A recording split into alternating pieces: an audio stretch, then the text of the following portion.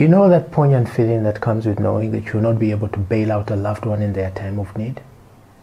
Now, imagine the sheer sadness when you realize that when we talk about finding a new strategic investment partner for KCM, none of us here can step up and offer to be that investor. We're actually out there looking for a foreigner to come and bail us out. I say bail us out like this in quotes because whoever that foreign investor is, they'll almost certainly get a sweetheart of a deal, end up becoming enormously wealthy, while we, the owners of the asset, sit by and watch as our mineral resources continue to get depleted. Sad, isn't it? And you know what's even sadder? Is that for a country whose economy is tied to the value of its minerals, we have very little say in how much of the revenue from our mines actually stays here to benefit our communities. I want us to ask ourselves today, how can we own a little more of our economy? Coincidence or not, we are at a time now when a lot of our people are now becoming more curious about their finances. You see a lot of people looking for a side hustle, someone looking for a scheme. People are just looking for things that they can put their money in to make it grow. And unfortunately, due to our financial curiosity, some of us have fallen victim to these get-rich scams, and we end up losing our hard-earned cash. And we are also at a time when those who are a little more conservative are joining with friends or co-workers to form these village banking groups. Village banking is just Chidimba which grew up Kumayadi. You see, the only challenge with Chidimba is by design, it is meant for consumption. But what we need to do now is start thinking about production.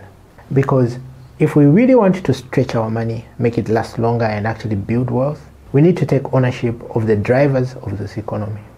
And that is investing in companies. Take the richest people in the world. Look at Aliko Dangote, richest man in Africa. Look at Jeff Bezos, richest man in America. Or Valentine Chitalu in Zambia. Their wealth is derived from value that has been created through companies. They wouldn't be this rich if all they did was save their money. What I want to propose is that we consider creating a local investment entity with the sole aim of pulling our funds together so that we can build our capacity to take ownership of the major economic assets that this country owns.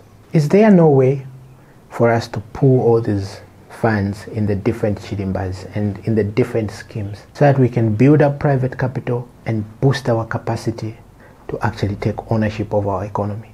The idea is that when we invest as a collective, we speak with a much bigger voice as opposed to tiny voices when we invest individually. That will not only help us build our local industry, but it also ensures that we also enjoy the benefits that come from the value that is created through those companies, which up to now has been the preserve of investors. And you know what's even funny is that when you think of investor, it is now synonymous with foreigner. All of us can actually become investors in our own little ways. The key is that we need to get started. And I say, let us start now. What do you think? Is this an idea that is worth exploring further? Comment with yes or no below.